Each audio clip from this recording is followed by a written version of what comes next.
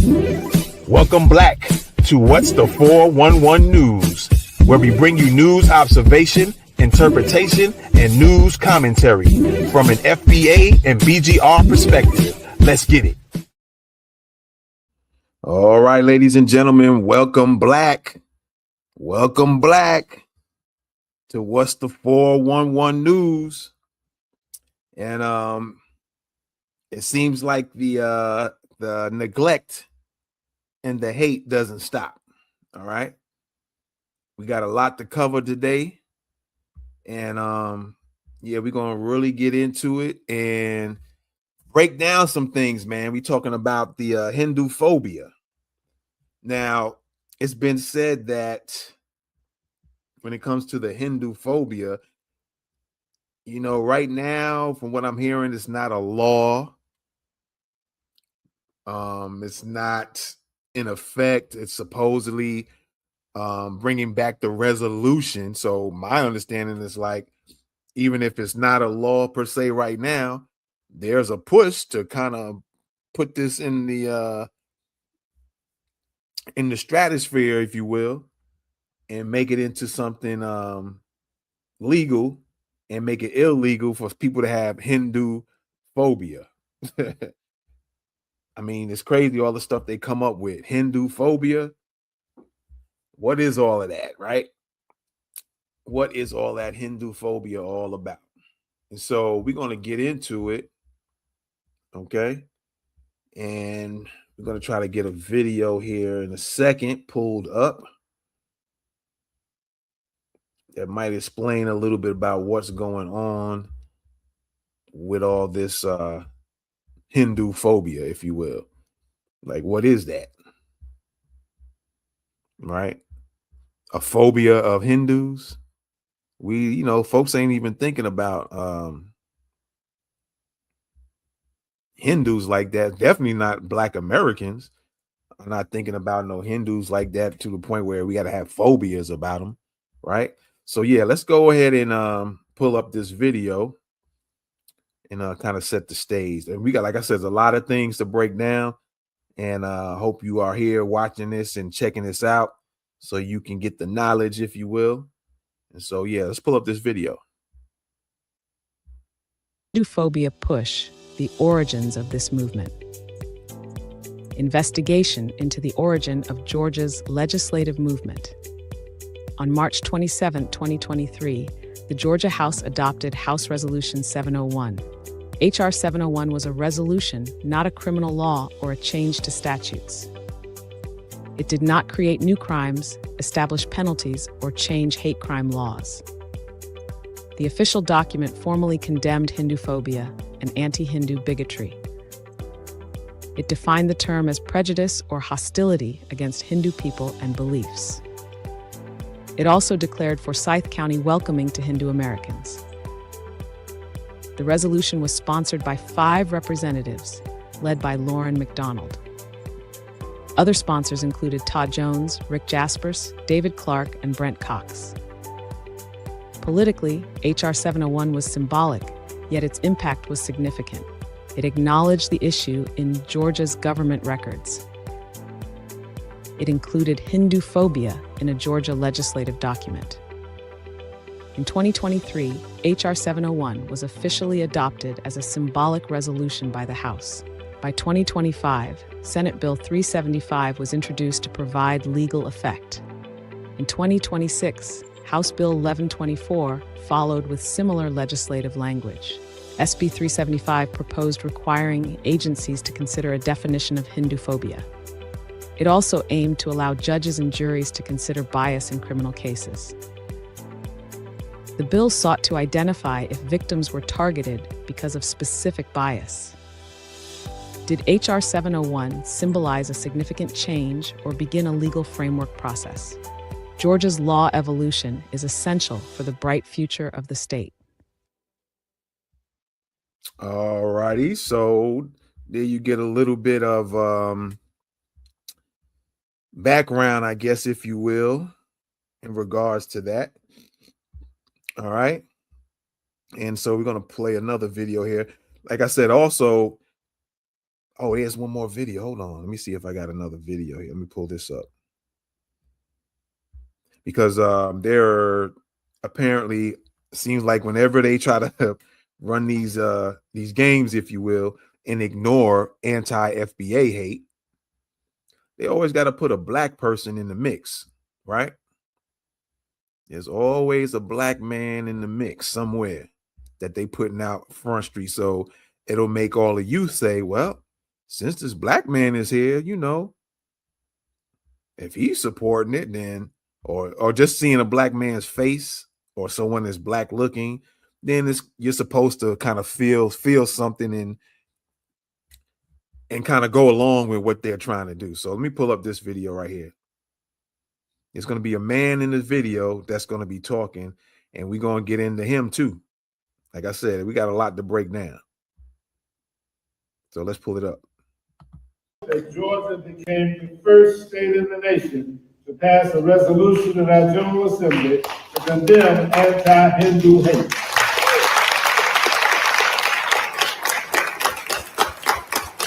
I've also joined in supporting a similar resolution here in the United States House of Representatives, sponsored by my colleague, Representative Sri Thinadar of Michigan. Again, I am pleased to be with you today. I welcome you to Washington. All right, so I believe that guy talking here, the ones you see at the podium, I think that his name is Sanford Bishop, or it might be Sanford Bishop Jr. All right. I believe he's a black man. And then you look over there on the right, look like you see a few Indian people on the side. And, you know, I'm trying to figure out, like, this thing is like kind of snuck in because apparently this was going on since 2023, kind of where COVID was ending or people weren't paying too much attention to COVID. And I guess that was a way to sneak to sneak this in there. And I think they said it was forced. The first videos mentioned something about Forsyth County, I think it was, in Georgia. And from my understanding, Forsyth County had a lot of white people in it. And what's interesting is all of a sudden a lot of the East Indian population is moving into that particular area, and they're all of a sudden giving these folks different type of laws and stuff like that, right? And it's kind of interesting how this is all taking place. Who is allowing all of this to go down? All right. And it was kind of being said before a little, even when they had what's the guy's name? What's the dude's name who was with the Indian dude who was with with Elon for a little while, and then they end up kind of booting both of them out of there. They was letting him know, Ramaswamy, if I'm not mistaken, that's his last name, Ramaswamy. I forget it. Vivek, I think that's what his name was, Vivek Ramaswamy. And folks kind of gave him the business and let him know that, hey, he thought Vivek Ramaswamy thought he was a white man when he was an Indian man. So they had to let him know, like, nah, we ain't rocking with you like that. We're just using you like they use other people. So use other groups of people. So they using him, right? And yeah, again, who allowed this to slide in and why? What's the real reason behind all of this, man? Especially when it is foundational Black Americans who are still, to this day, to this second that I'm talking to you, the most hated and the different hate types of activities are happening against FBA. But we are all still getting ignored with the protections. And here they go now wanting to protect Hindus. Who has a phobia against Hindus? It's like people have a phobia of closed spaces. Like people can't be in closed spaces. They have a phobia of that. Right? Some people have a phobia of taking large medication or pills. Like the pills are too big, too large. They have to have them smaller or in liquid form. That's a phobia, right? Some people have a phobia of water. Some people have a phobia of heights. So now we got a phobia of Hindu. You know, what's really going on? And some of you will say, yeah, right, you're not the most hated. Okay, we'll get into that. But we're going to get into this guy here too that you see on that video. Sanford Bishop, I believe that's his name. At least it looks like him. And we're going to break that down as well. But before we do that, we're going to play a couple of more videos here. All right, so let's pull up this next video. I want you to be kind of well informed. Like I said, I'm going to break some stuff down. I think you're going to enjoy it and you're going to appreciate the information. And I'm hoping it kind of enlightens you and gives you more information that you may not known before. All right. And at the same time, I'm learning it too. Right. So let's pull up this next video real quick. Of its kind in Georgia and possibly the entire country, which adds Hinduphobia to the list of hate crimes to our criminal code. That means if someone commits an illegal act against a Hindu on the basis of their faith, there are enhanced penalties for committing this crime. The creation of this bill is the result of numerous conversations with my friends Rajiv Menon and organizations like KONA, Hindu Pack of Georgia, and others who have taken the time to educate me on why this is so important. Just as we have seen with the violence against Hindus in Bangladesh last year, this type of crime will never be tolerated in the state of Georgia and has no place in our country. Over the past few years, we've seen a marked increase in anti-Hindu hate across the country. In 2021, just 4 years ago, I was shocked to see. Now, I'm going to stop that. I'm going to play that again. See, I'm not going to let all these videos go without some comment. There's been some Hindu hate. Like I said, I'm going to show you something in here shortly. I'm going to show you how far the Hindu hate it really is. As of 3 months ago, I'm going to show you some numbers, right? But they're getting so much of the attention. And I'm still trying to figure out why. What's really going on? Is the population of white people going down as a whole, which we're hearing that's the case? Even Biden said that. Remember that leaked Zoom meeting he mentioned? He mentioned around 2030, the population of European whites was going to be down, and we had to turn to the Hispanics.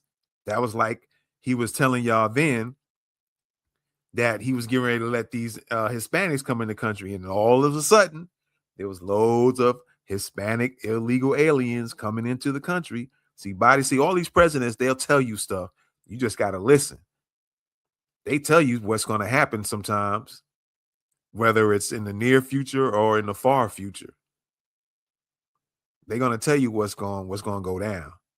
And so, yeah, is the population in Georgia, that particular county where all these Indians are allowed to start letting them move in, is the white population over there going down? So they have to find a population that's going to still kind of do what the white folks want them to do, and they don't really care about foundational Black Americans like that, and they know this.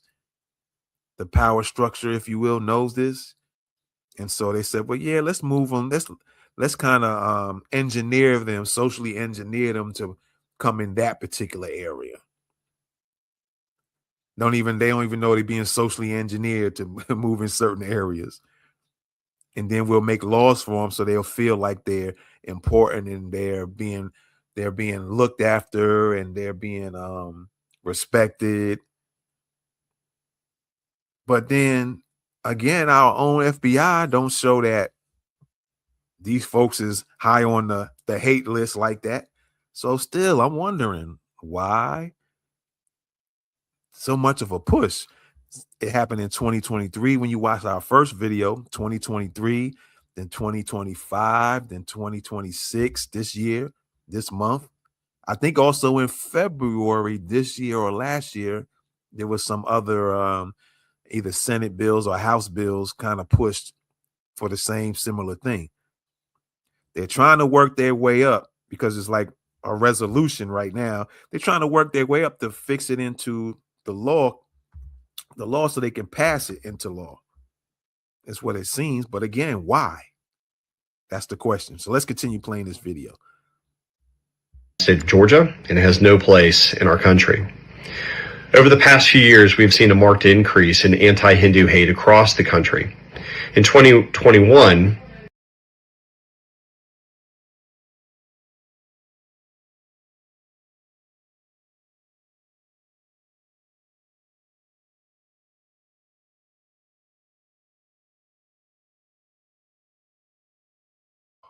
Excuse me, I had the mic off.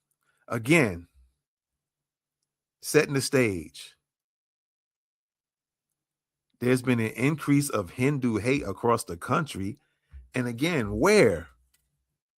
And by whom? Who's hating on these folks? All right, let's let the video play. Increase in anti-Hindu hate across the country. In 2021, just 4 years ago, I was shocked to see anti-Hindu dot buster signs in Forsyth County in Georgia. And since then, the Hindu community has seen a number of its temples vandalized in states like California and New York. California, New York, and dot buster signs. Who is doing this? I'm curious. Why don't he just say who, by whom in this video, right? By whom? Who's doing that? In Forsyth County in Georgia. And since then, the Hindu community has seen a number of its temples vandalized in states like California and New York. As someone who has lived in Georgia my entire adult life, this shocked me since freedom to practice one's faith is fundamental to being an American. And he looked like he reading from a script. He don't look like he really feeling that. I think he's made to say that. Let's look at him. And he's looking down, look like he's reading. You could tell, especially that little line he said right there. Let's go back a little bit. He don't look too happy and comfortable with really saying all of this. He looked like he's just reading from a script, or he's remembered part of the script, and he has the script in front of him. Just watch him, listen to what he's saying, look at his facial expressions. He don't seem like he's too enthused about all of this, about wanting to be involved in all of this.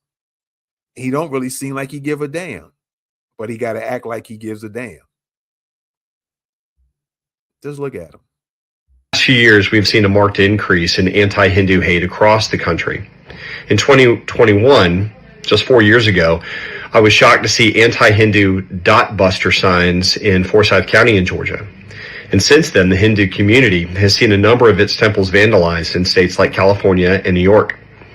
As someone who has lived in Georgia my entire adult life, this shocked me since freedom to practice one's faith is fundamental to being an American. Since freedom to practice one's faith is fundamental to be American, he don't look like he's really feeling all of that. And you could tell he's reading the script. I don't think he's really feeling all of that. And he don't look, like I said, he don't look happy. So what's really going on? What's really going on? Somebody, one of y'all tell us, one of y'all expose what's really going on. Because this guy here don't look happy at all. He doesn't. So what's really the play? He might have a Hindu wife or Indian wife. Who knows? But he still don't look like he's enthused about saying what he's saying. Practice one's faith is fundamental to being an American. I want to thank everyone in the Hindu community who helped craft this important bill. While the legislative session is over for this year, we will take action on this bill when we resume session next January. This bill will likely go to the Senate Judiciary Committee first. And because I serve on this policy committee, I believe it will be thoughtfully taken up for consideration. He serves in that community, for that community, right? Interesting.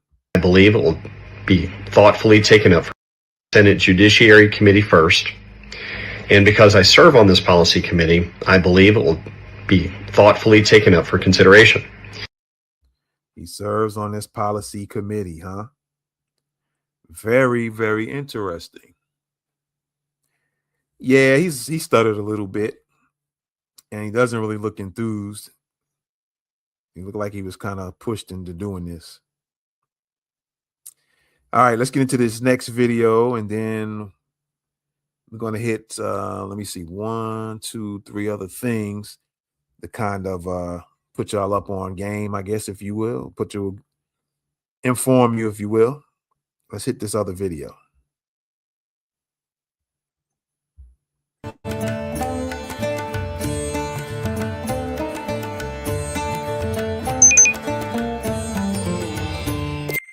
This bill is the first of its kind in Georgia and possibly the entire country, which adds Hinduphobia to the list. Okay, that's the same video. All right, we'll move that out the mix. Same video. All right, so there you have it. Let's pull this up.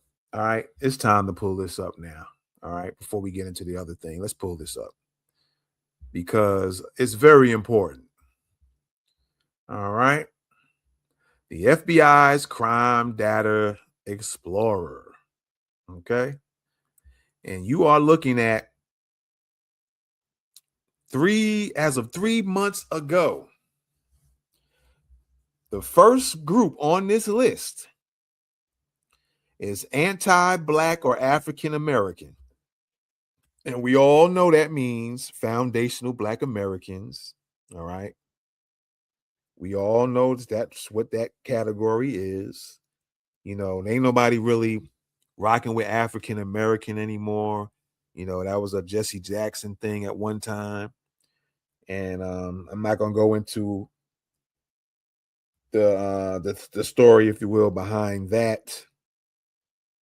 Outside of saying it was just to kind of whether Jesse had anything to do with that part of it, but it had something to do with just kind of putting all Black looking people in a box and kind of muddying Black American history and foundational Black Americans, their struggles, their achievements, their inventions, and a whole lot of history that's kind of trying to Africanize everybody that looked Black. All right. That's kind of one of the things that was the reasoning for putting African American. And that's all I'm going to say on that. And we're going to focus on this FBI crime data. 3 months ago, number one, it says bias types, anti-Black or anti-African American is top of the list right now. And this looks like, is that 581? Hold on a second. Matter of fact, I could probably blow this up real quick. Let's see if we can blow it up. Yeah, that's what I'm talking about. Now, let's see if we can pull it up. Let's see if we can pull this up here. All right, yeah, there you go. 581, top of the list. You look on the left, it's all biases. What's going on here? Okay, there you go. You look on the left, all biases. Location is the United States, right? Let me see if we can pull this thing here. Can we pull this up? There we go. And 3 months ago, as of 3 months, again, the top of the list for decades, Black Americans, foundational Black Americans, still number one. Why don't we have an anti-FBA hate crime law when we are the most hated, biased against every single year for over probably 30 years? Then comes the anti-Jewish, then comes anti-white, anti-gay, and the numbers go lower and lower. I'm going to show you something about it for a year ago in a minute, but we're just working with 3 months ago, it looks like.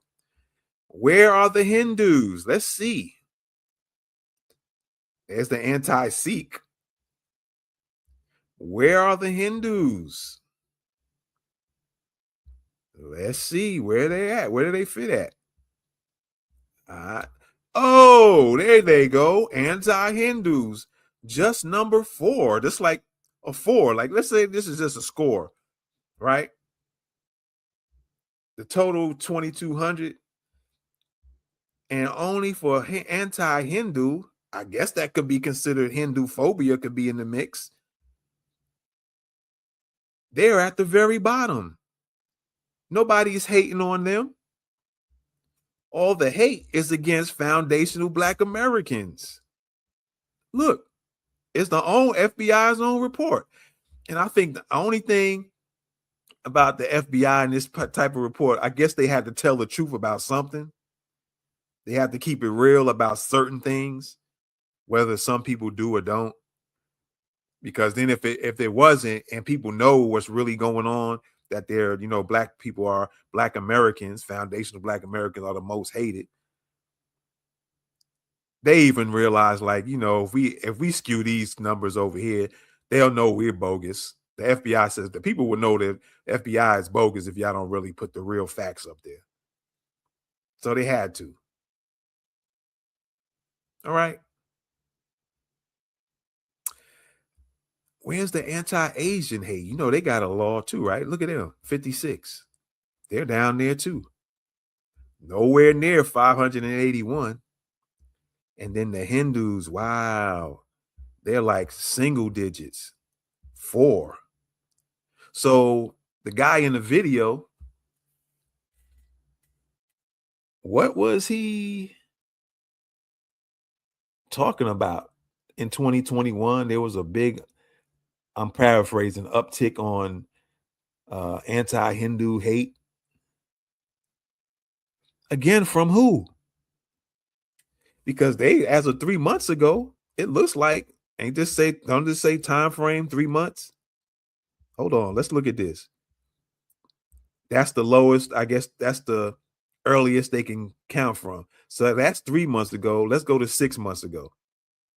All right. And then the Hindus are at 11, 6 months ago. So it actually went down from 6 months ago. It's become less hate of Hindus. So what's really going on? Right? 6 months ago, it was higher and it went lower. It's lower now. Let's see what foundational Black Americans. Whoa, 1,200. 6 months ago, 1,200. Yeah, even that's gone down too with us, but we're still number 1 on the list in the United States. Let's go to a year ago. Let's look at that. See, down here you see customs, right? Custom. We can start going back 30 years, 20 years, 30 years, but we're going to stay in the more recent times. Let's go to a year ago. Look at that. Still number 1. Foundational Black Americans, most hated, biased against the Jews, the anti-white, anti-Hispanic. They're all still under anti-Asian. It's funny because these numbers are higher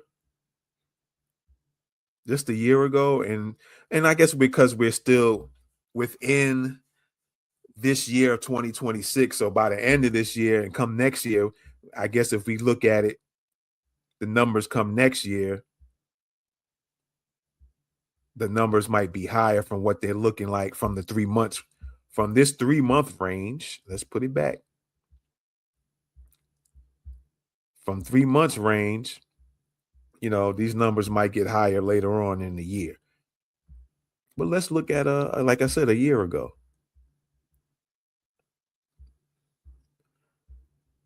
Let's scroll down. And anti-Hindus is still at a low number just a year ago. So where's the phobia against Hindu when the FBI's own reports is telling you otherwise? And I guess they get in their data also from various police departments, and then it's all put together and sent through the FBI through the I think it's the Uniform Crime. I forget what it is, UCR or something to that effect. So a year ago, the Hindus are still low on the list. Jehovah's Witness is seen real low, right? Then you got anti-heterosexual. So it's broken down into categories within a category because you can have within Foundation of Black Americans, you can have anti-heterosexuals. You can have in the anti-Jewish group, you can have anti-heterosexuals because that could fit, or anti-heterosexual is a men or anti. I guess that would be men and women, right? So people can take here's the trick that people will run. They'll try to say, well, Black people ain't getting hated the most because anti-heterosexual numbers is low. But the problem is not everybody who's foundational Black American is heterosexual. See? So they got the anti-gay. Let me see where that's at. So whenever folks keep, run their mouths, go pull this up. I'll try to put the link in the I'll put the link in the description. Anti-gay male, that's high. But it doesn't tell you whether that's anti-gay male Black or anti-gay male white males or anti-gay male Asian males. It's just saying anti-gay male, anti-Hispanic or Latino. But none of y'all is above the hate that foundational Black Americans get. Let's look at 2 years ago. And still number one. Now, it's not a brag to say we're number one. It's just to show you, like, look, you keep bouncing around government and local governments and state governments. You keep bouncing around your foundational Black American population, and you keep giving everybody else these laws. And I don't want nobody to ever. And here's another thing, because some people will claim and swear up and down that whether local, state, or federal doesn't just give a specific group any type of laws. And you seeing now there is a specific group they're trying to push Hinduphobia. And say in that laws, it's not going to say that includes foundational Black Americans. And then you're going to have some people say, well, there are some laws on the books that protect foundational Black Americans. But I would push back and say the things that are happening to foundational Black Americans, has any of those laws been taken into consideration to protect them? Or did they just put something on the books to make it seem like it's for, there's laws for foundational Black Americans to protect them. And in those laws, in the wording of it, are other people added into that law, or is it specifically for foundational Black Americans? That's one question. And then the second question is, when things were happening to foundational Black Americans, did those laws play a role in giving foundational Black Americans the protections, right? That's 2 years ago, okay? So did any of those laws that may be on the books that's fashioned to look as if it might say, like, yeah, this includes Black Americans, but does it just exclusively for them, or does it include other ethnic groups in it in some roundabout way? Because the anti-Asians have some laws, and now they're trying to push to give the Hindus, let's see where they're at. 2 years ago, just 54. They're trying to push to give them some laws on the books. Interesting, right? Let's look 5 years ago. Let's look at that.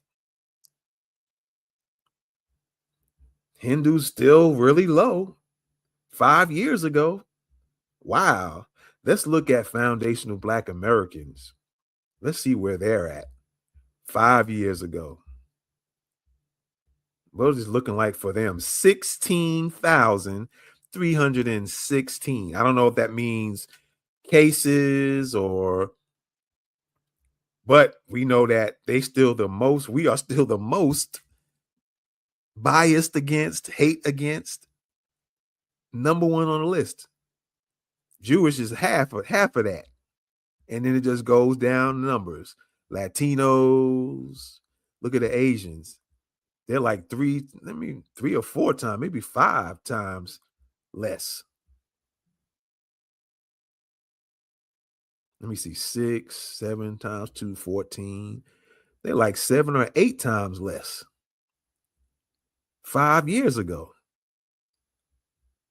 But they get a law, and this looks like they're trying to push the Hindus to get a law where this ghost hate. Somebody put a red dot sign up somewhere, but they ain't getting lynched. Wasn't there a black female recently was found in Florida lynched or hanging from somewhere? You know, we still getting found hung at places.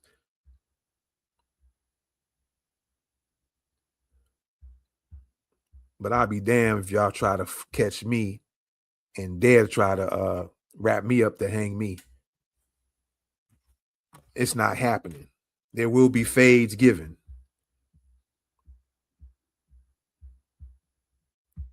And that's my word on that. That's not happening to me. Try to roll up on me and see what you get. Black people still getting hung. You got to be out of your mind. And I say, black folks, start learning some type of self-defense, some hand-to-hand, learn some weapon skills, get trained in how to use a knife, gun. So this stuff, and that goes for the women too.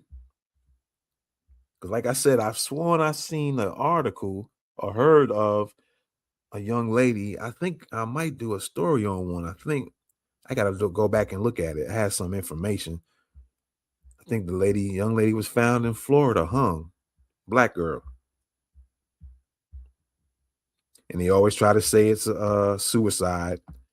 And the family's like, nah, we not buying it. So there you go, right there. Just 3 months ago, we're still number one, hated on the list, but everybody still want to give everybody else some laws, right? They still want to give other folks some laws. So what I'm going to do now is pull up, because we talked about that Sanford guy, right? And for those who might not know about this site and those who do, there is a website called Black Vote Watch. And we're going to pull this up right now. All right. You should be seeing that on the screen. Yes, you do. Black Vote Watch. Let's get into it. Hold on. Let me find something out here real quick. I had the information at first. Let me see here. I might have to ask again. I think the zip code, and one of the zip codes in Georgia is 317 something. But we're gonna look up. I'm gonna type this in real quick. Y'all give me a second here. What district or what zip code? What zip code does, come on now, what zip code does Sanford, I'm hitting the wrong letters with my fingers, Sanford Bishop Jr. represent? And I think some of the same areas also is represented by Warnock and Osloff, or whatever his name was. But we're going to find out shortly here.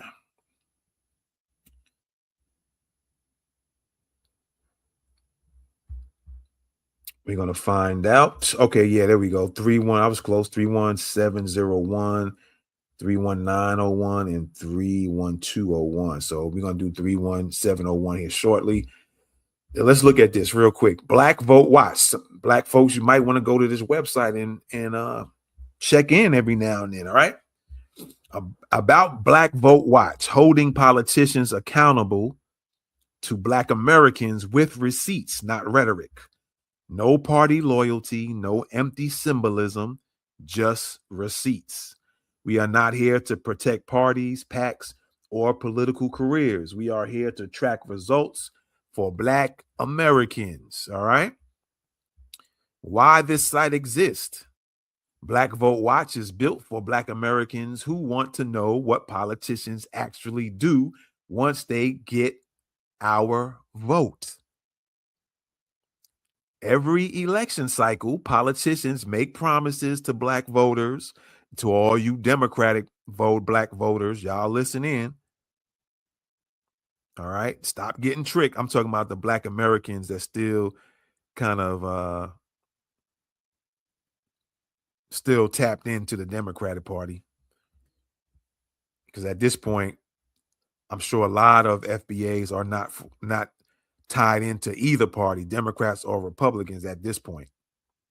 And if not now, there will be more later. All right. So again, every election cycle, politicians make promises to Black voters. They show up at Black churches, they quote MLK and swear they'll fight for our communities. Then they get into office and vote for whoever funded their campaign.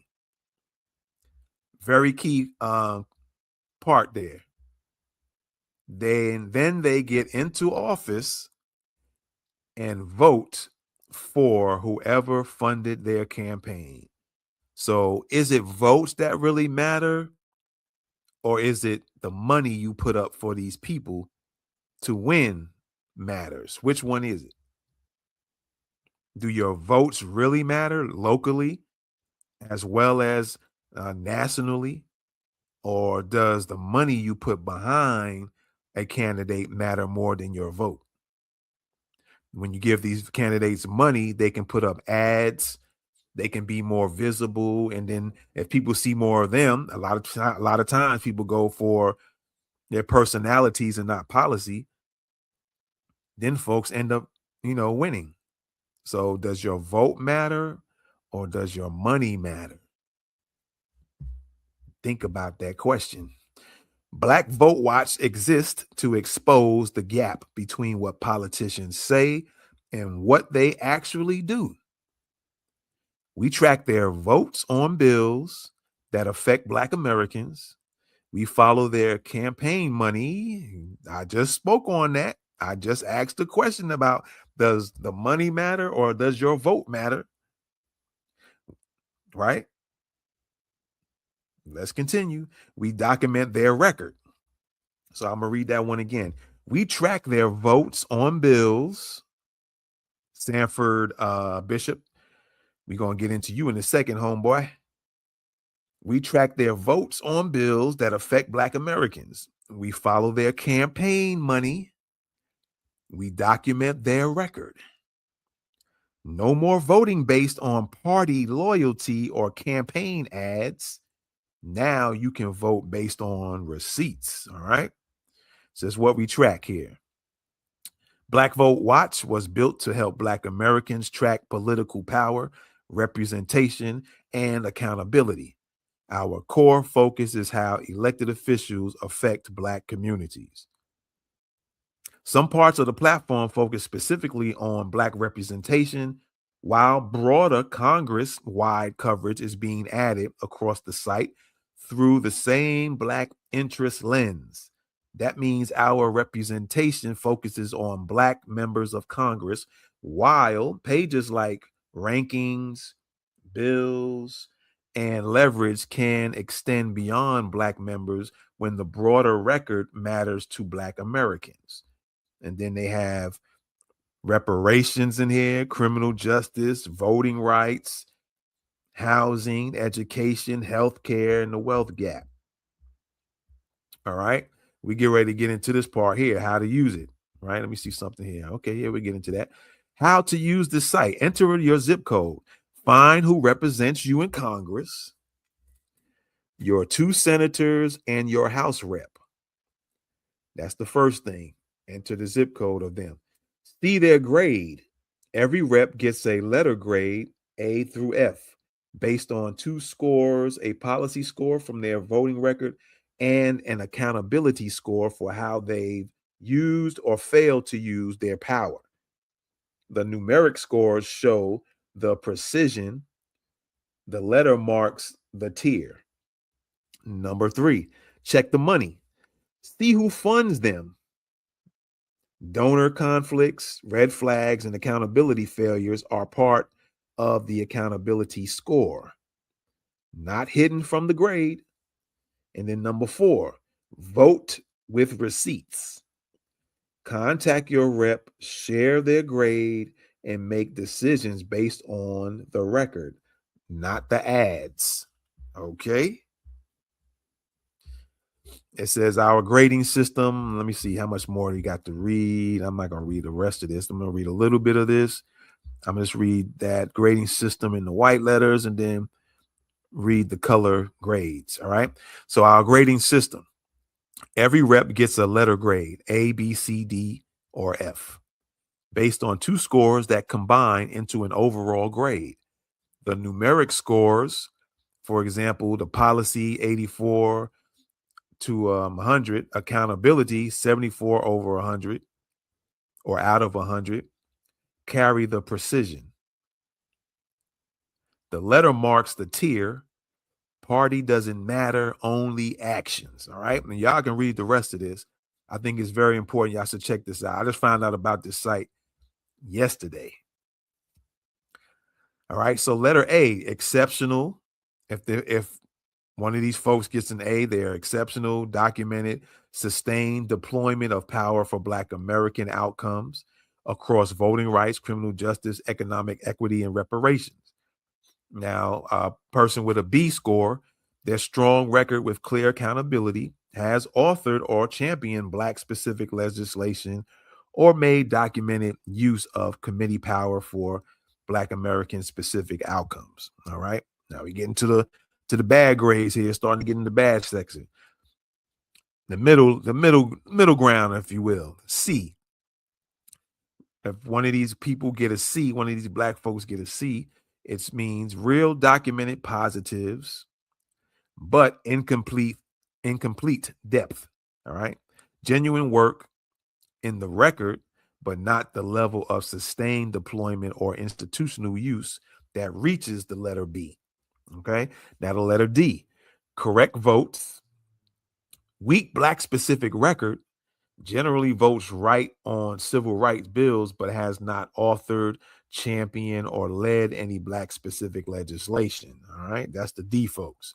And then the F folks, insufficient accountability, but not all F scores are the same. Some reflect absence and disengagement. Others reflect active opposition or structural failure from a position of power. The number tells you which. And then right under that, it says being Black does not earn you a pass. That's what's up. Grades are based on voting record and use of power, not your identity. A Black rep with a weak accountability record scores accordingly. All right. So with that being said, let's see here. Let's find where you can add the zip code in at, because I'm going to add the zip code of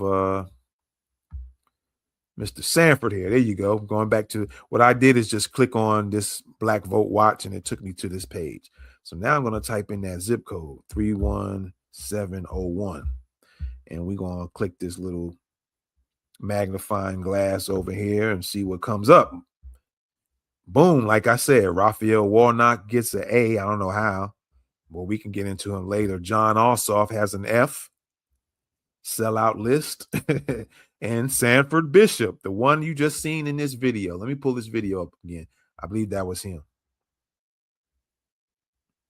Let me see here. Hold on. I believe this is Sanford Bishop in this video. To pass a resolution in our General Assembly to condemn anti-Hindu hate.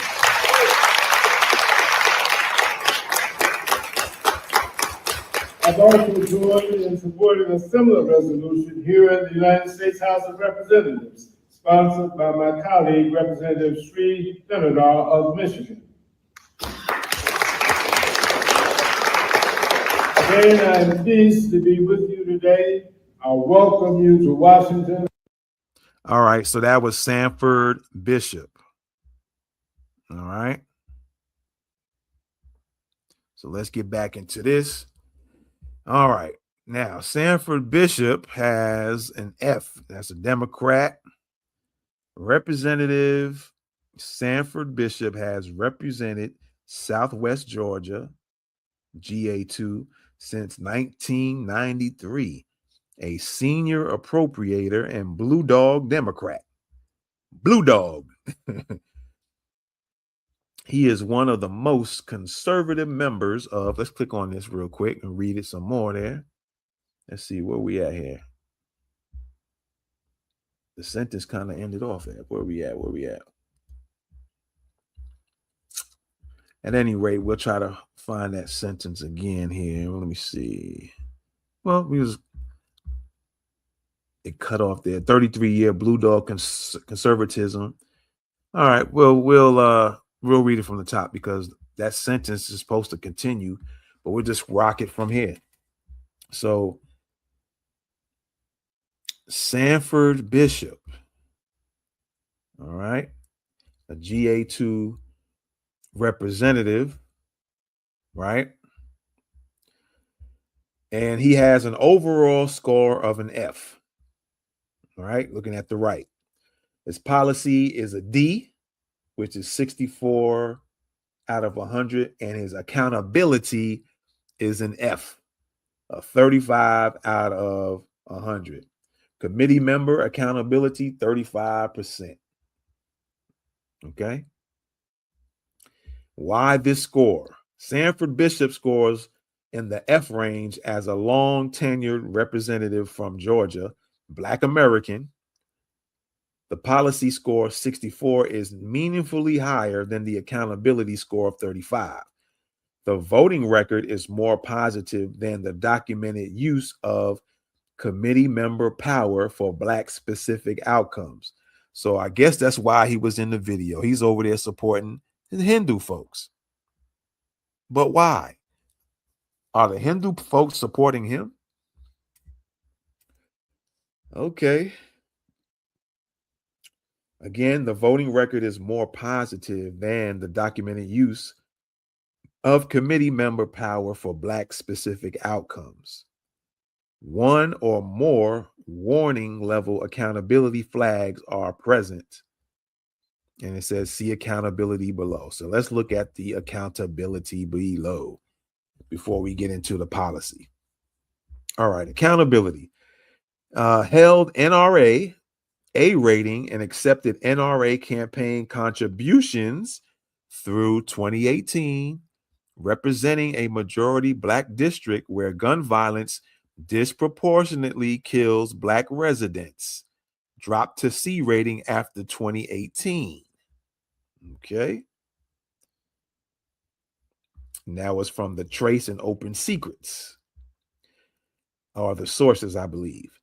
A scholarship fund controversy in 2010. Let me read that first one again, because I don't know if that's stuck in people's brains. Hold on. Held an NRA A rating and accepted NRA campaign contributions. He accepted contributions, campaign contributions for the NRA. And when you go on and vote for these folks, and like I mentioned before, when it comes to the money, see, you can vote for people all day. You can think, oh, he's Black and he's this, he's that, but you don't look at his policy records or his accountability. And you just saying, well, we're going to go for Black. And these folks will sell you out. He accepted NRA campaign contributions through 2018, representing a majority Black district where gun violence disproportionately kills Black residents. He was representing a majority Black district where gun violence disproportionately kills Black residents, and yet he accepted an NRA campaign contributions. So with that, he dropped to the letter C, a grade rating after 2018. Scholarship Fund controversy 2010. Directed congressional scholarship funds to relatives. He directed congressional scholarship funds to relatives. House Ethics Committee reviewed. Returned money and changed practices. No formal reprimand. He didn't get reprimanded for it. Says he returned money and changed his practices, I guess, after he directed congressional scholarship funds to relatives. Okay. 33-year blue dog conservatism in a majority Black district that needs progressive economic and criminal justice policies. Voting record consistently below peer Congressional Black Caucus members on issues most affecting his constituents. Voting record consistently below peer CBC members on issues most affecting his constituents, which are Black residents, majority, mostly. Appropriations seniority has delivered federal funding to district, partial credit for concrete constituency service through committee leverage. I guess that's probably the only somewhat of the best thing he done. So his accountability is really shot. Now let's look at his policy record. Voting rights score, he got an 82 out of 100. Voted for John Lewis VRA, positive vote despite blue dog positioning. I don't know if that's supposed to be positive or not, because John Lewis was a problem too. Appropriations seniority secured HBCU funding for Albany State University. Concrete Black educational equity action through committee leverage. Now, reparations score, he only got a 15 out of 100 for his reparations score. That's let's go back. That's Sanford there, not Sanford and Son, but Sanford Bishop. Okay. His reparations score, 15 out of 100. Neutral stance, not a vocal HR 40 supporter or opponent, despite representing one of the most majority Black rural districts in the South. Okay, neutral stance. He has a neutral stance on reparations, huh? He's not a vocal HR 40 supporter. Well, we're not a vocal HR 40. I think, what's that, HR 40, which is just a study. So I guess that's supposed to make him, that part of it is supposed to be good. Because, yeah, we're not looking at studies. Studies have already been done. It's in the books. You can go look at Dr. Claude Anderson's books. And there are some other books as well. I just forget the names of them. But there are several books. I can kind of see the book covers in my head right now that show you all type of the studies why reparations is due, is owed. It's not a handout and all that stuff folks be saying, that nonsense people be saying. But yet they give money to all the other groups, Afghanis, Latinos, Hispanics. They give all money to the Asians. They looking like the Hindus might be getting some money soon too. Or they're getting protections, might be getting some. All right. And the last one for his policy record, one of the most conservative Congressional Black Caucus members. Is he a Congressional Black Caucus member? Is he one of the the real foundational Black Americans? Because my understanding, there are some Caribbeans on the CBC as well. But at any rate, one of the most conservative CBC members, Blue Dog Democrat. Criminal justice, he gets a 68 out of 100, is the weakest CJ score among Black House members in this set. Okay. And it says why Sanford Bishop is on the sellout list. Let's take a look. You're going to give him that work today, huh? So his policy record: Bishop has a moderate Democratic record and has represented Georgia's 2nd district for decades. Critical moment: he earned an A rating from the NRA and was one of the only 3 House Democrats to receive NRA campaign contributions in 2018 in the 2018 midterms, representing a majority Black district where gun violence disproportionately kills Black residents. We read that earlier, or I read that earlier. His NRA grade dropped to a C by 2020 per the Trace, but only, and y'all look up the Trace too. This is about gaining intel. So type in your Google search, the Trace, and let's see. I'm not going to do that now, but you guys see what that's about. And then what was also mentioned is Open Secrets. Look at them as well. Then you got the Journal Constitution. Of course, you got CNN. We're not worried about CNN. Then you got GovTrack. And then you got CVC voting records. And then you got Congress.gov. And then you have appropriations records. All right. Look that up and start getting yourself informed. Be more informed about it. So again, by the Trace, but only under political pressure, not conviction. He is not a co-sponsor of HR 40 and has taken no documented public position on reparations. So the HR 40 I'm good on because, again, we don't care about, or I don't care about HR 40 myself. And I'm sure there's a lot of FBAs who don't. But he has no documented public position on reparations. Okay. Some of y'all who live there in Georgia and Sanford Bishop is representing y'all, you might want to get some questions answered and put them on video when you get those answers. Okay, why it matters. Georgia's 2nd district is one of the most Black majority districts in the country. And I'm going to read that again.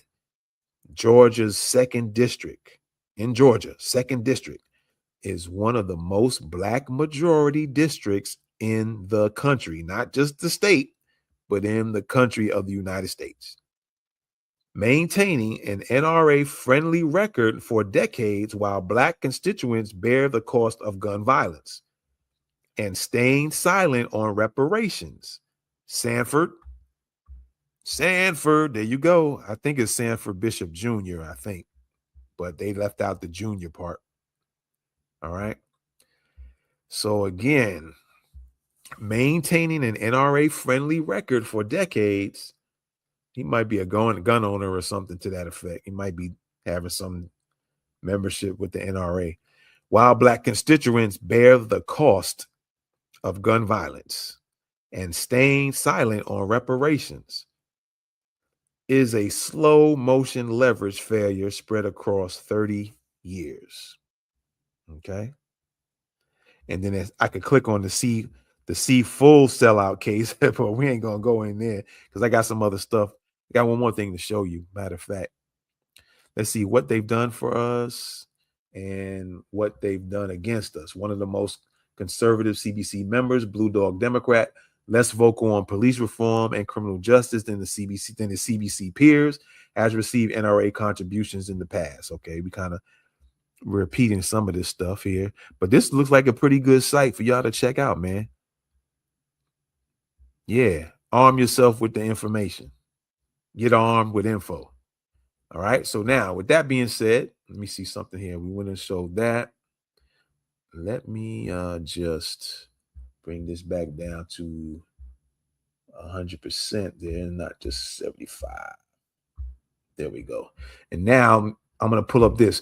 Now, this is something different that I'm doing, but I suggest that all of you do this so you can be well informed. It's just this is another way that a tool that I use to be more knowledgeable and have more knowledge and more information, and can, especially when you interact with it, and you can be more knowledgeable, I guess. I keep using the word, more informed. And that is Notebook LM.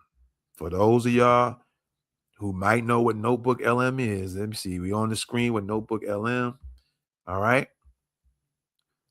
Notebook LM, a very good tool to use. It's by Google. As long as you have a Gmail account, you can get Notebook LM for free, I think. If you want to get the paid version, the paid version comes with a whole lot of other stuff. You get Gemini. I'm not trying to promote Google or nothing like that, but I'm trying to put you up on what you can get. But you can get more than just the Notebook LM. But you just want to deal with Notebook LM, you can get a lot of, you can do a lot with the free version. All right. And so what I did is I put a whole bunch of sources in here. You guys can see on, excuse me, on the left side. What you do is you can put in websites. Then you can click add sources and you can put in PDFs. You can put in websites. You can take text from anything. Let's say you take an article or a few articles. You can take the article links and put it in here if you want to, have it break down. And it's supposed to, and it seems like it does a pretty good job. It only deals with the information that you put in, and you can research the information that you put in. So I put in the different, the House Bill 1124, 426, 701, the Senate Bill 375, a few news articles, a few video links, and a few other article type links in here, all related to this Hinduphobia. All right. So I'm just going to kind of give some information so you guys can see. And what you can do is after you put all these different sources in, you can put one, or I think they say you can put up to 50 different sources at a time. So I don't know how much I got here. This looks like it could be a little bit more than 10, maybe 15 or so. And so what you can do now, you can start asking it questions, and it's going to go through all these sources that I'm scrolling up and down right now that y'all looking at on the screen. It's going to search through all of this information, through the videos, through the articles, through the PDFs.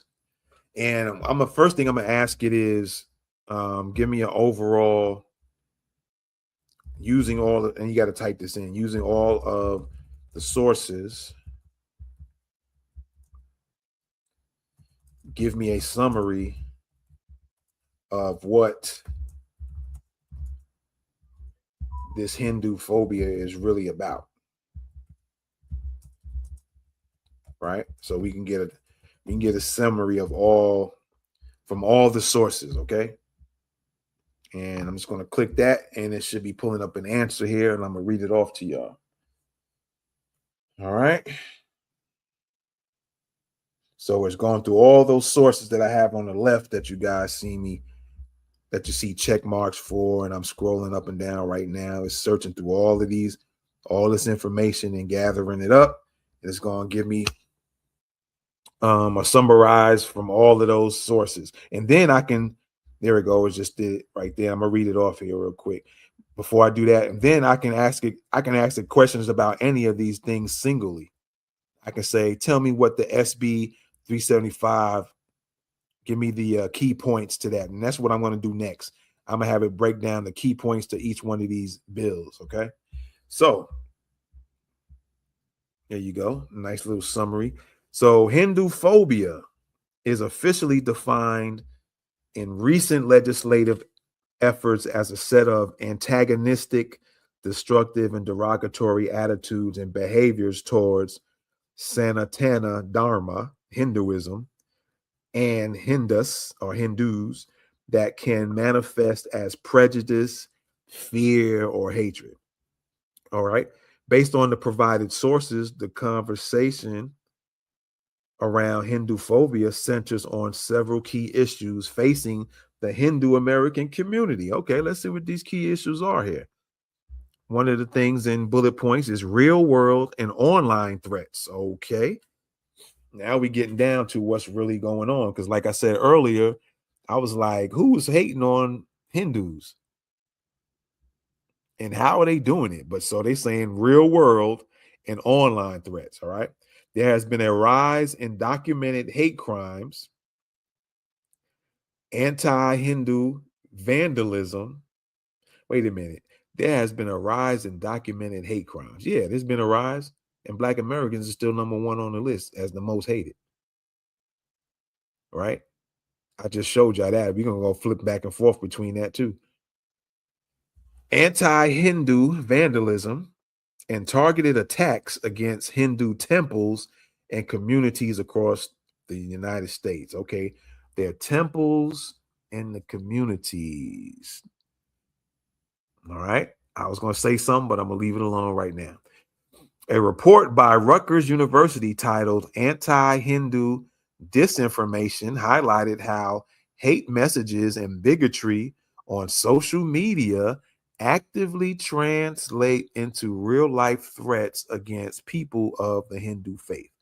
Now, what I have seen on social media about, I don't know if it's Hindu people, because I don't know how you distinguish between, and of course, we could figure that out very easily or soon, but I don't know how to distinguish Hindu from the Sikh or the Dharma or whatever you want to call them, right? But what I've seen on there is videos of Indian people, again, I don't know if they're Hindu or what, beating up women. I've seen some that beat up their children.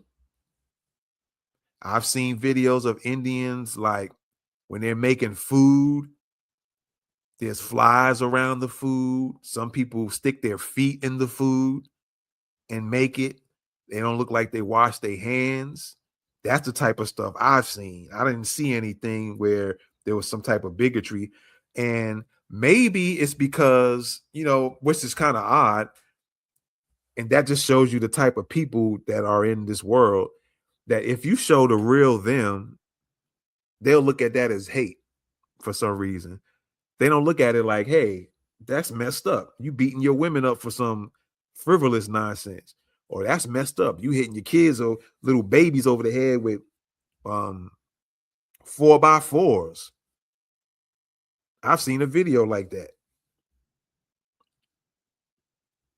And somebody should have beat down that dude who did that. But I guess it's hate when you show the truth about people. I guess that's considered hate. Because I haven't seen anything where people are having bigotry like it says here. I haven't seen that. All right.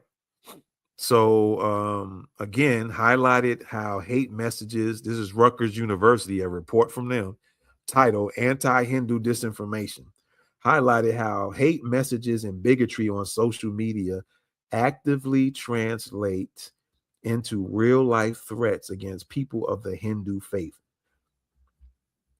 Am I showing hate by reading this? Is that considered hate? That's Hindu hate, exposing things. All right, the next one, the next key issue, academic and institutional bias. Wow, they get academic and institutional bias. That's what they're saying. So beyond physical attacks, I haven't seen that. I see a lot of them attack each other. I've seen that. But beyond physical attacks, resolutions note that Hinduphobia is being institutionalized in some academic spaces.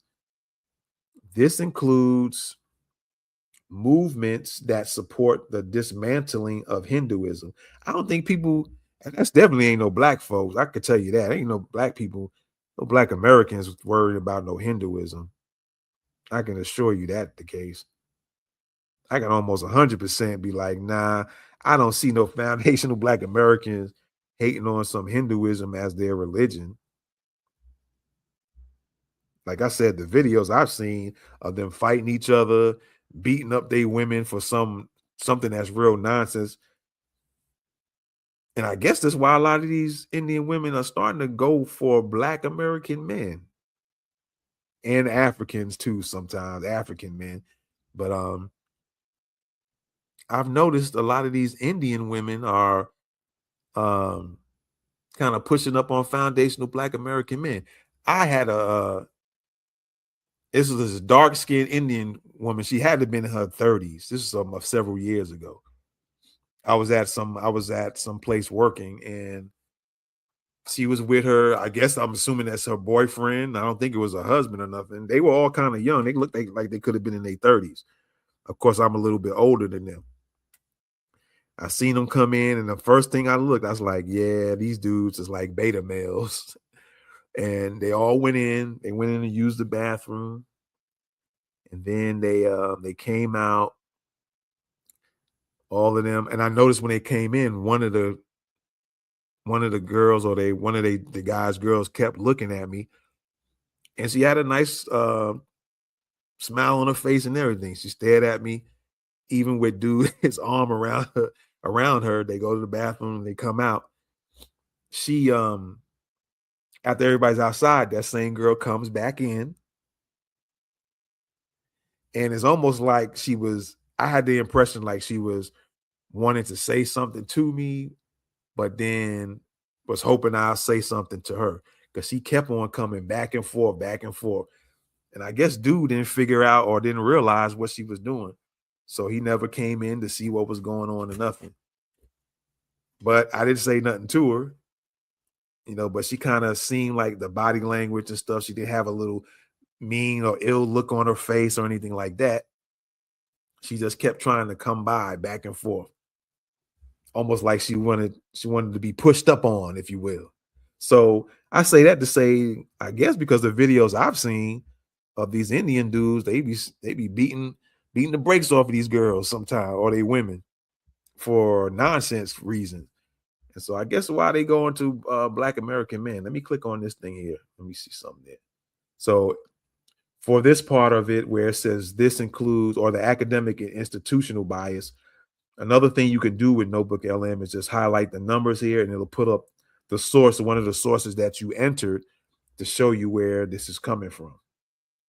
All right. It says view the source. You can go click on view the source. Here's another one. All right. This information, a case study of Hinduphobia on social media. All right. Anyway, I digressed from my little story.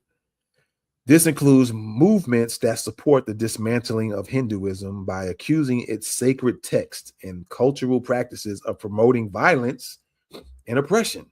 All right.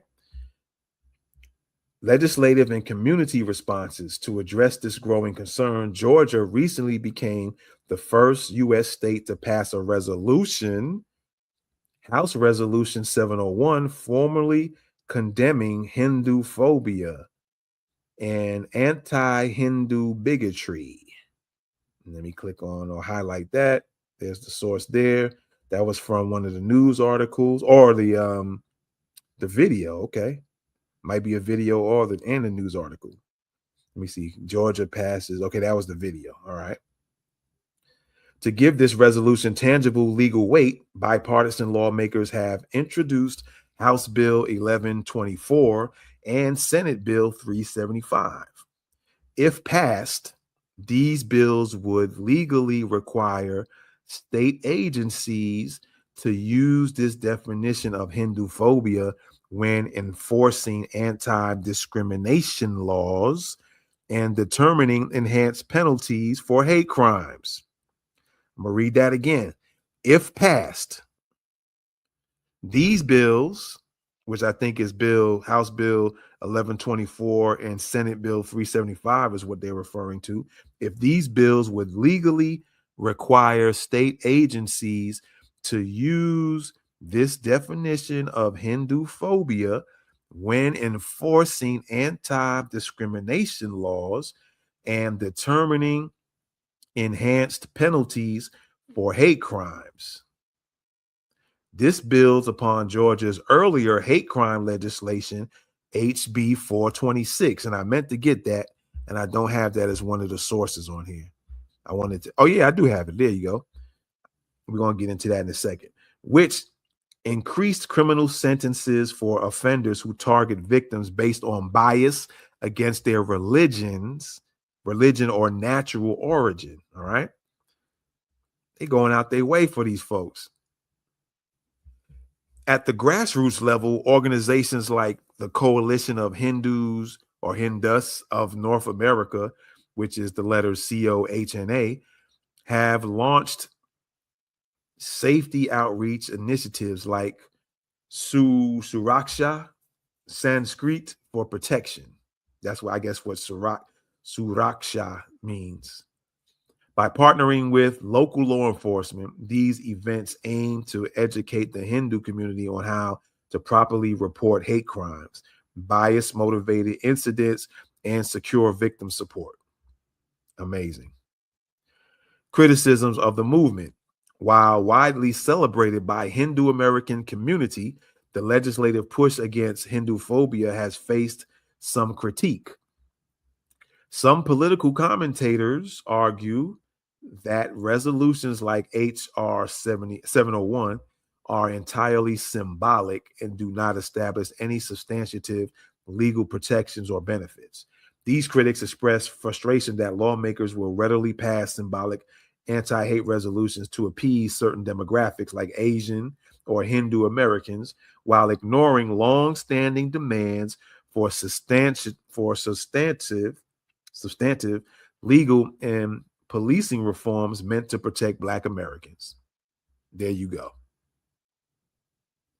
There you go. So now with Notebook LM, they'll give you some questions as well that they think you might want to know, and you can click on them, or in the section below that, in that box, you can type your own questions.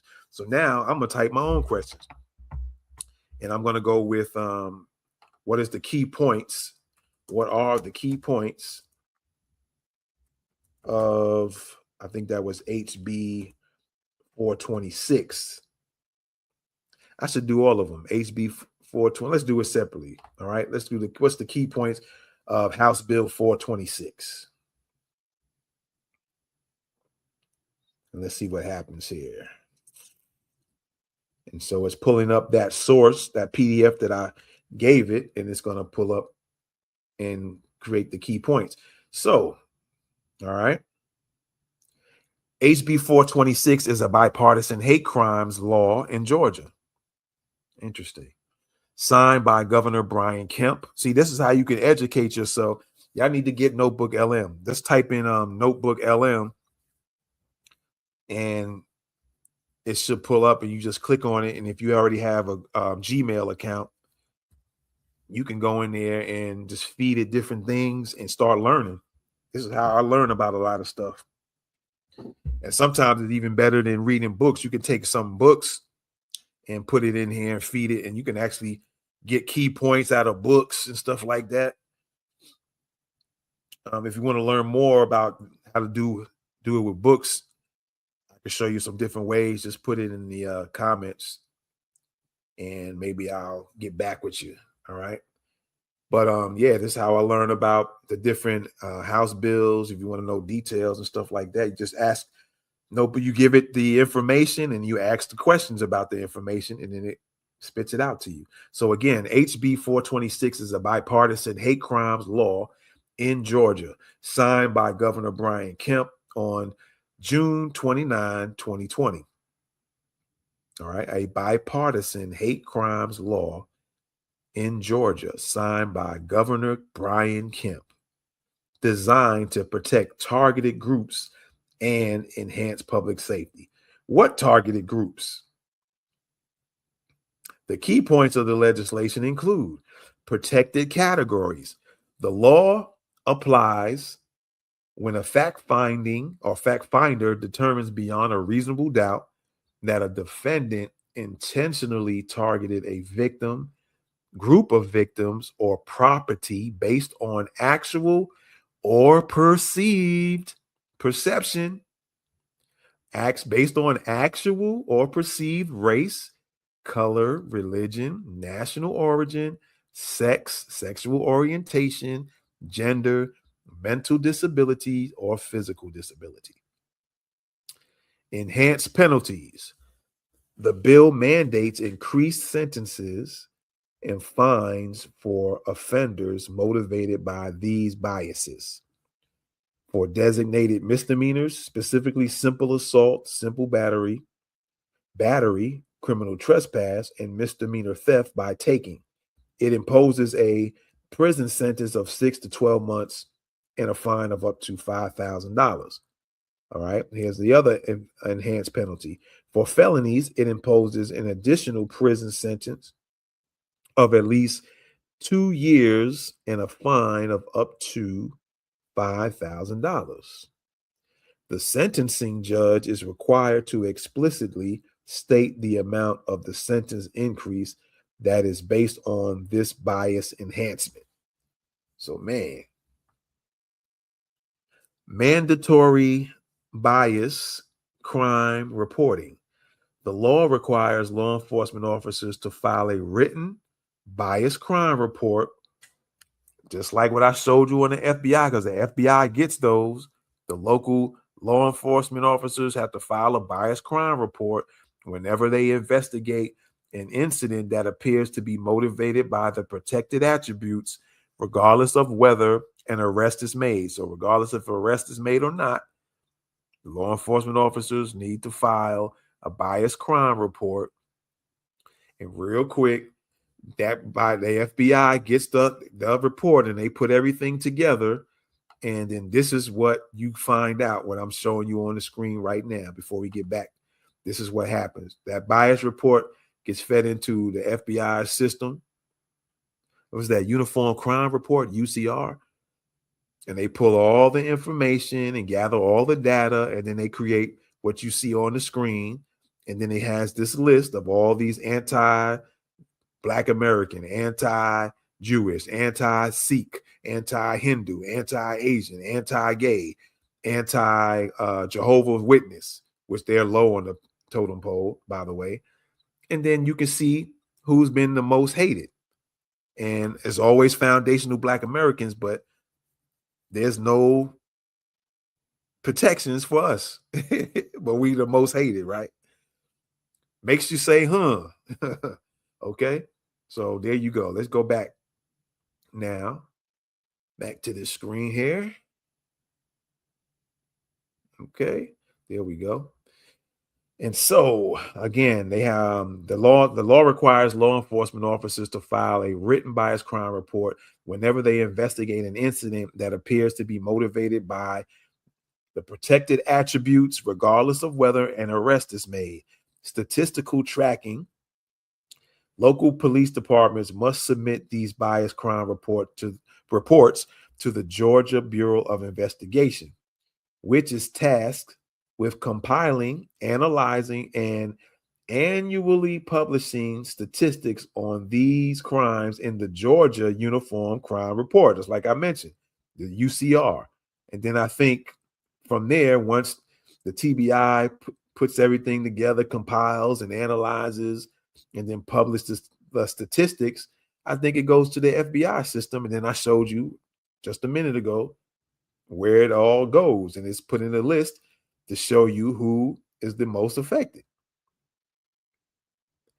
Right? So that's that. I'm going to go to the next one. Let's see here. All right.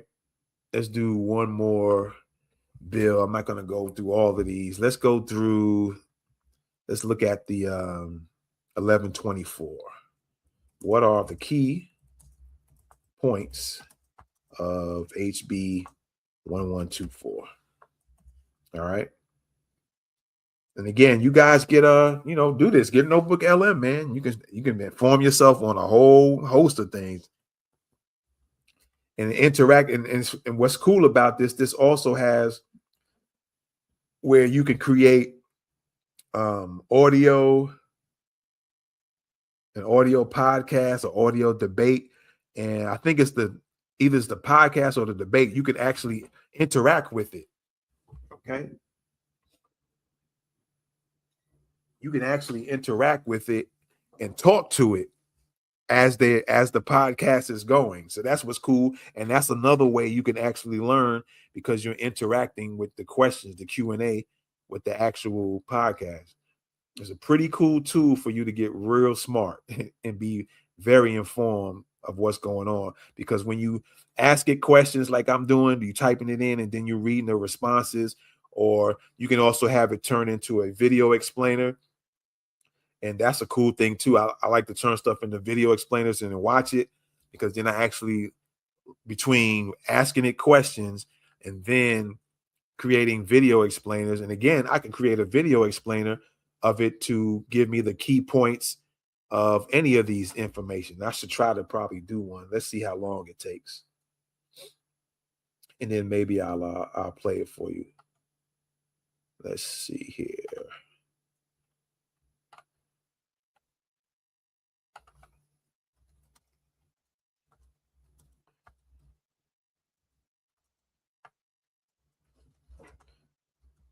I don't know how long it's going to take, but I'm going to go on and read it anyway. Focus on HB 1124 and give the key points of HB 1124. All right. And while that's generating, I'm going to still read it anyway. So there you see on the right hand side is generating that video, and it's going to focus on what I told it to focus on, is to give me the key points of HB 1124. But I'm still going to click on, because I typed in that question. So I'm going to go ahead and have it give me that answer. So while it's generating, I'm going to read that. And then if it finishes by the time I read it, and I'll play it for you. And then we're going to get out of here, man. All right. There you go. That's pretty quick on the response. All right. And so here we go. I asked the question, I typed it in, what are the key points of HB 1124? So House Bill 1124, also known as HB 1124, is a piece of Georgia legislation designed to incorporate the definition of Hinduphobia into the state's anti-discrimination and hate crime enforcement. All right. The key points of the bill include official definition of Hinduphobia. The bill formally defines Hinduphobia as a set of antagonistic, destructive, and derogatory attitudes and behaviors towards Hinduism. All right. Another key point, enforcement of anti-discrimination laws. It mandates that any state or local agency authorized to enforce laws prohibiting discrimination based on race, color, religion, or national origin must consider this official definition of Hinduphobia during their enforcement activities. Another point, key point of the HB or House Bill 1124. Another key point is hate crime penalty enhancements. All right. It authorizes the state and legal fact finders to use this definition when determining if a defendant intentionally selected a victim or property due to the bias. So I'm thinking it says it authorizes the state, I guess Georgia, and legal fact finders to use this definition. And I think it's the official definition. That's the first point here of Hinduphobia, which is a set of antagonistic, destructive, and derogatory attitudes and behaviors towards Hinduism. So I guess it's saying that it, for this point of hate crime penalty enhancements, it authorizes the state and legal fact finders to use this definition when determining if a defendant intentionally selected a victim or property due to bias. This can trigger enhanced criminal penalties under Code Section 171017, which governs Georgia's hate crime sentencing. All right. Another key point is protection of free speech. The legislation explicitly states that it cannot be construed to diminish or infringe upon First Amendment rights or the Georgia Constitution. It specifically protects an individual's rights to engage in legally protected expressive activity regarding United States foreign policy or international affairs. And I'm going to read that one again. It specifically protects an individual's right to engage in legally protected expressive activity regarding the United States foreign policy or international affairs, right? And the last key point of House Bill 1124 is legal limitations. The bill does not alter the evidentiary requirements needed to prove actionable discrimination or harassment, nor does it create any new substantive rights, benefits, or causes of action against the state or its agencies. Now, I'm gonna give y'all a little tip. If you don't understand, like if this was you doing this right now and you was reading this over and you couldn't really understand what any of these key points was really saying, you can actually copy and paste. Here's what I thought I'm not going to do it all the way, but I would copy and paste any one of these, right? And then put it into like Chat GPT or Claude. I think Chat GPT will be good for this one. Claude is a little different in my opinion. In my observations, I don't care for the word opinion too much, but in my observations, Chat GPT will be a good place to copy and paste whichever one you really, after you're ready, like I still don't understand what they're saying. Copy and paste that into Chat GPT and just ask them, say, hey, explain this to me as if I was a 10-year-old. And it'll break it down so you can really understand. If you don't understand it from a 10-year-old perspective or way for that 10-year-old explanation, then you got some problems probably. All right. As a matter of fact, because I'm trying to wait for this video to come through, but I don't want to stay on here too long and bore y'all. But I thought this was important to bring this out and to bring out really the fact that this is still, things are still being done for other ethnic groups, but yet I'm gonna pull it back up again. We're gonna have to expose the BS. Y'all see it on the screen yet. And let me blow it up in size a little bit. But yet,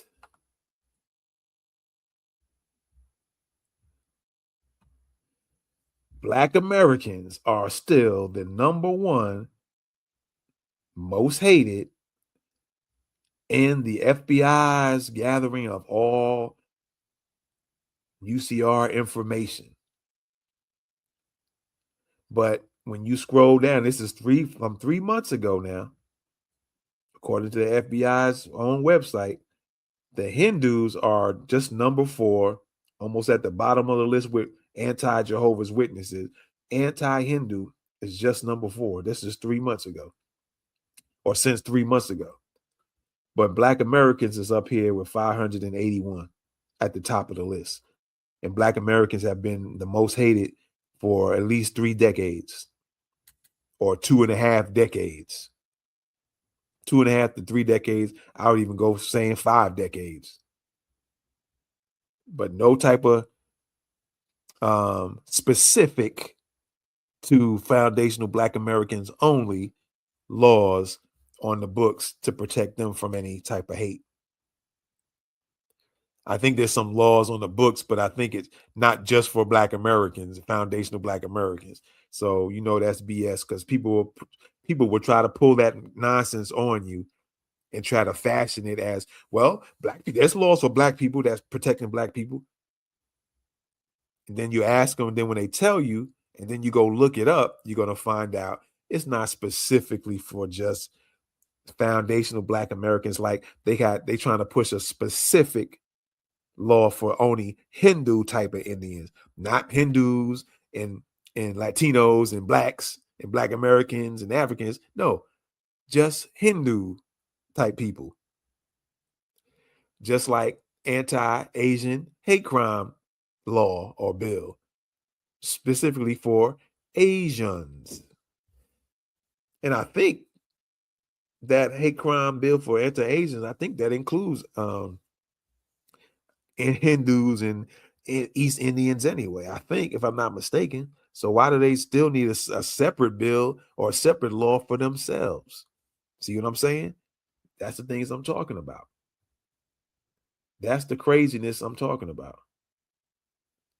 They get things specifically for them. But yet, it's foundational Black Americans always at the top of the list.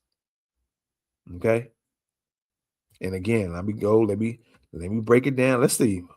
Let's go 10 years. I'm gonna go 10 years back. Watch this. Look, we had the top 10 years ago. We had 20,000, 29, almost 30,000. 10 years ago, we still the most hated on the planet in the US. And Hindus are still down at the bottom of the list even 10 years ago. Anti-Hindu. Look at that. They're almost at the bottom at where Jehovah's Witnesses, the last 4. So I don't know where this so-called hate for their religion or, property getting damaged, and I don't know what's going on with all of this. It's kind of odd to me. 5 years ago, still the top of the list. 2 years ago, still foundational Black Americans the most hated. 1 year ago, Black Americans still, foundational Black Americans still on top of the list, the most hated. 6 months ago, foundational Black Americans are still on the top of the list, most hated.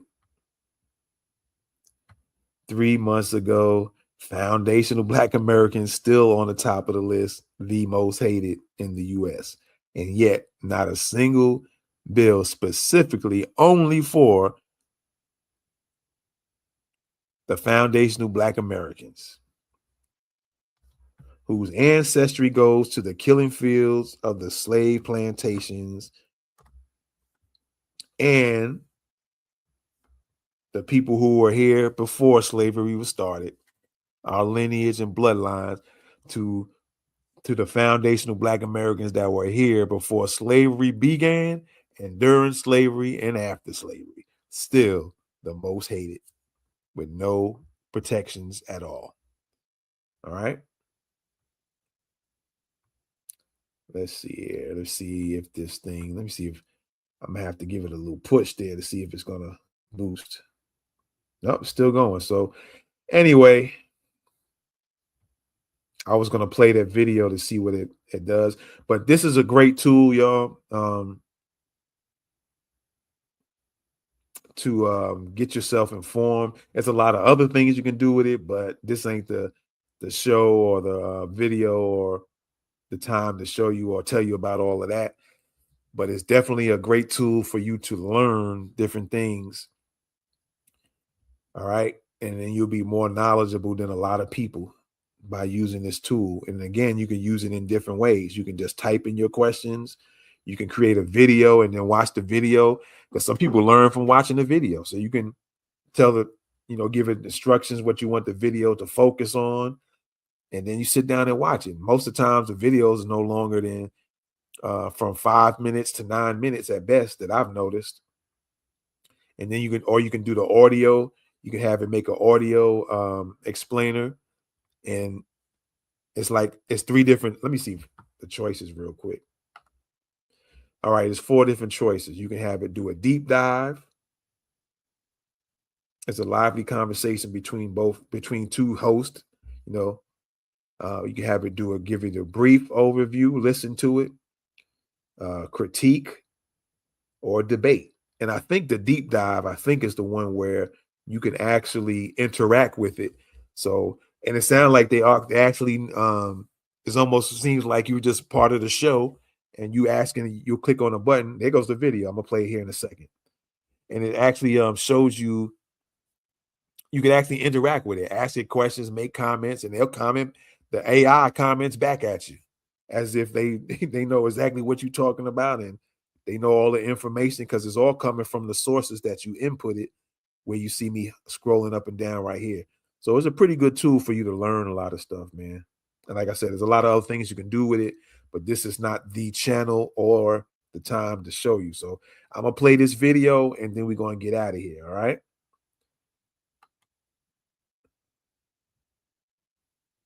Welcome to This Explainer.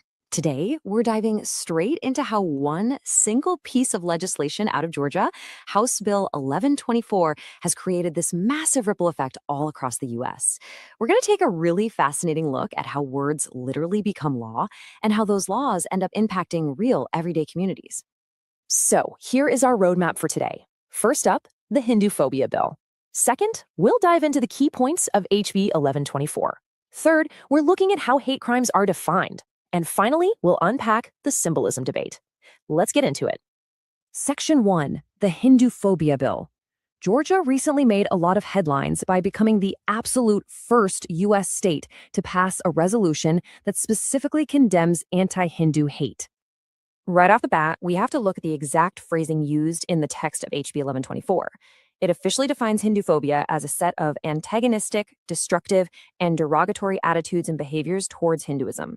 Now, you might be wondering, why does the exact wording matter so much? Well, because officially defining a term is absolutely crucial. It's the first step in any legislative action. Before a state can actually protect people against a specific type of bias, they have to put on paper exactly what that bias looks like.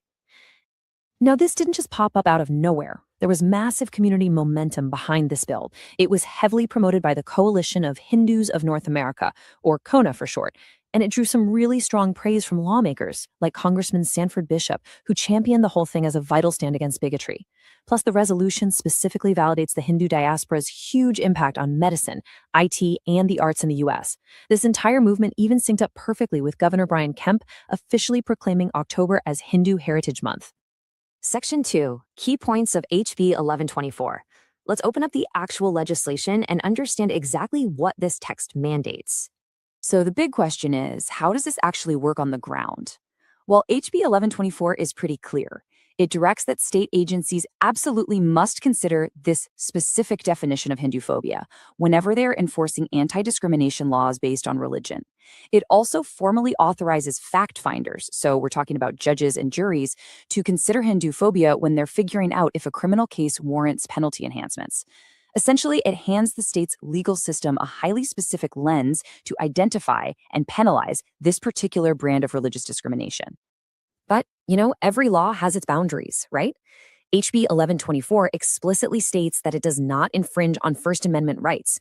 It fully protects legally protected conduct and expressive activity.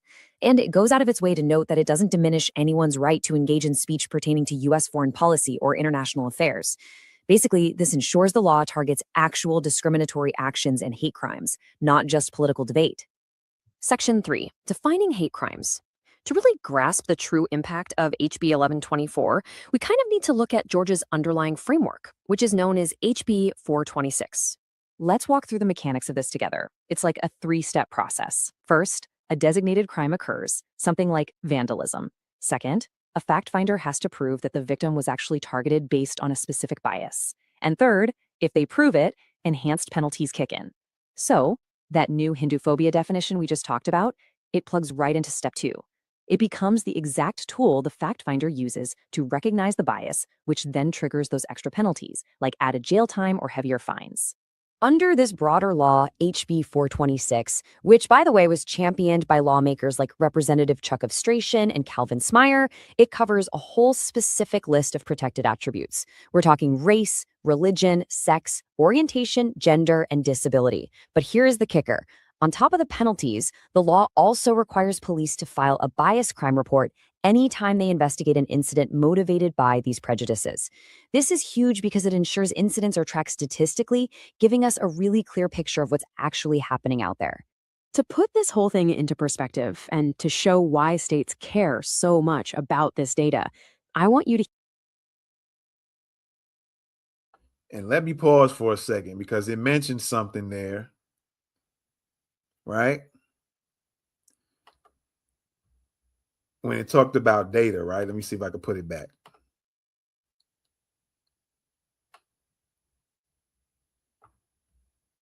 But here is the kicker. On top of the penalties, the law also requires police to file a bias crime report anytime they investigate an incident motivated by these prejudices. This is huge because it ensures incidents are tracked statistically, giving us a really clear picture of what's actually happening out there. And that was what I wanted to talk about real quick before we play the video on.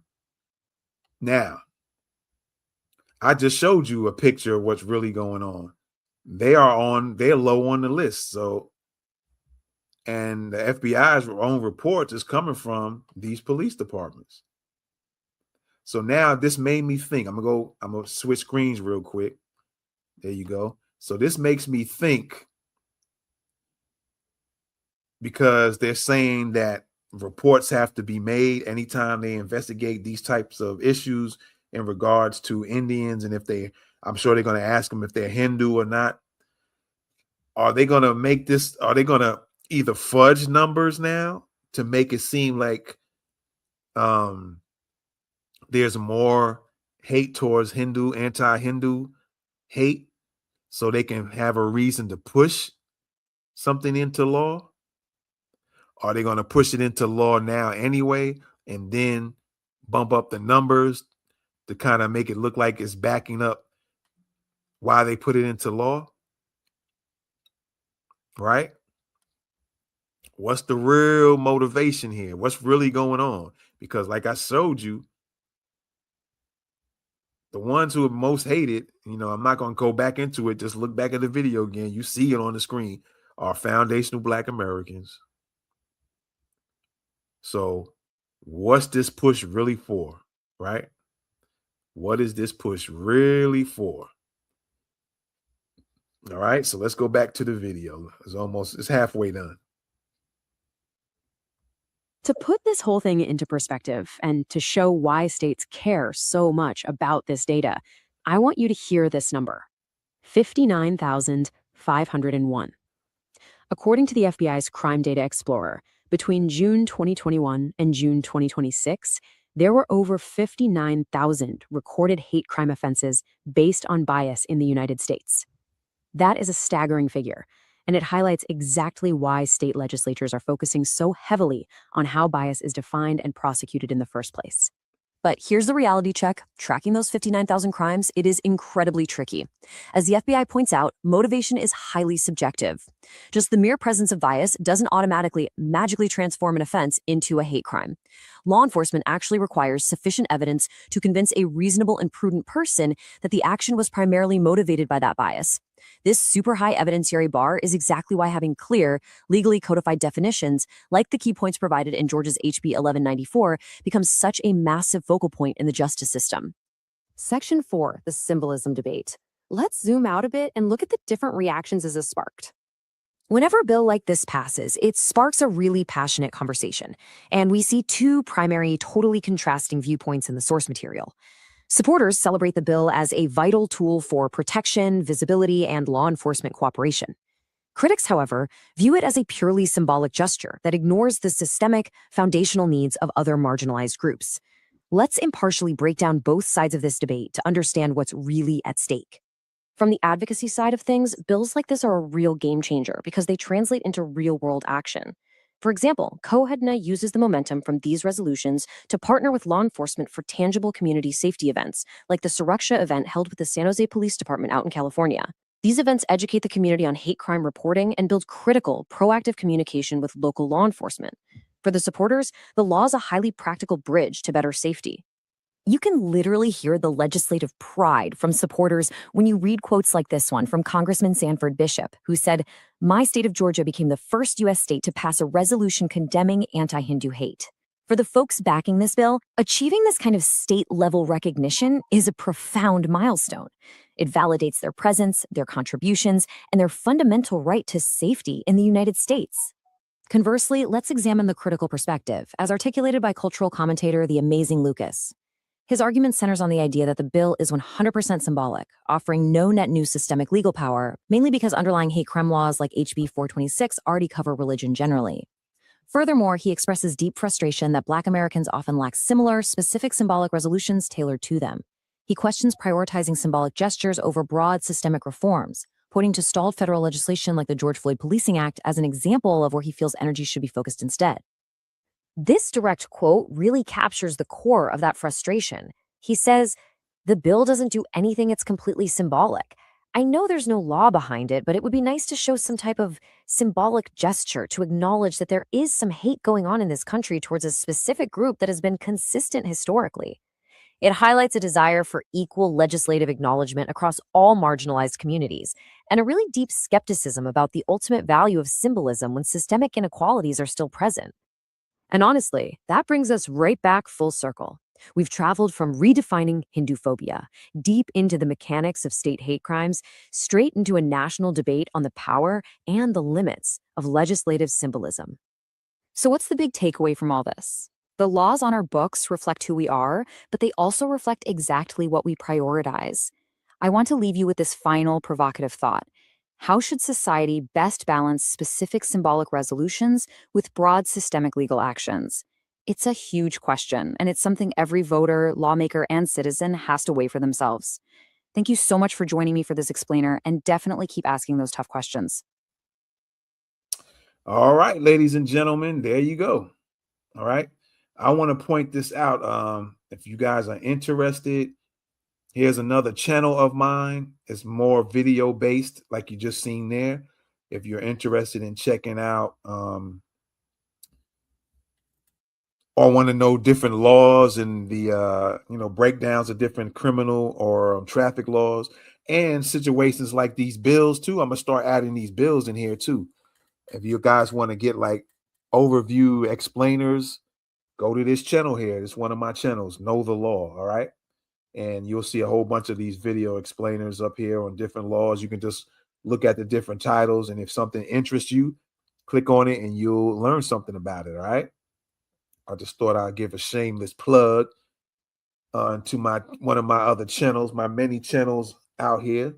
And so, yeah, check out Know the Law, subscribe to it, tell the people. If you got for parents out there who have children who are interested in criminal law or other things like that, when it comes to these bills, there'll be other types of videos as well. It won't just be criminal law and traffic laws, but for all 50 states, eventually I'm gonna have different criminal law videos.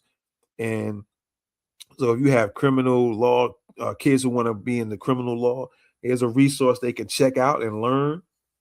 If you just want to learn about the different laws in your state, keep checking in because other states are going to be added here soon. So yeah, check out my channel. That's one of my other channels there, man. Know the Law. It's also I made it like a resource channel for myself, so I can go back and look at these things here. Of course, I have these videos. I create the videos, or I have them created, but based off of the information I'm giving it. Okay. So yeah, a very good resource channel to check out for yourself, just so you can know the law in your state. All right. Or your kids might be wanting to get into criminal law or traffic law. A good place to go, and other types of information like these bills, bill breakdown videos. There's one you just seen here. It's going to be on that channel as well. All right. So definitely check it out. Subscribe to it. Come to it often, because if you don't see nothing now that you're interested in knowing about, you will see something later on. All right.